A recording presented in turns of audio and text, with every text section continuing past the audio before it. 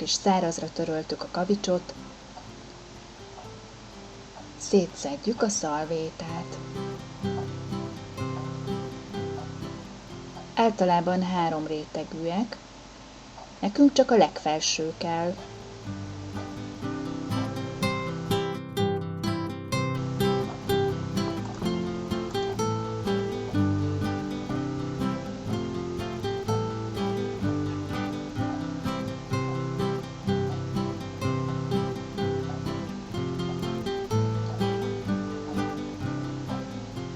Kivághatjuk a mintát.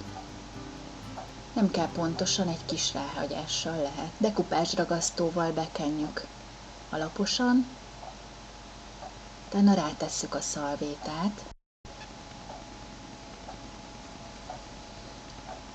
Bő ragasztós ecsettel, középről kifelé tartó mozdulatokkal rásimítjuk.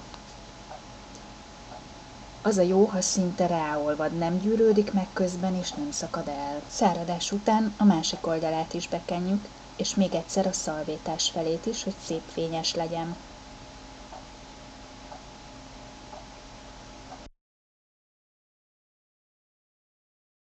Nincs benne semmi ördöngősség, bátran próbáljátok ki.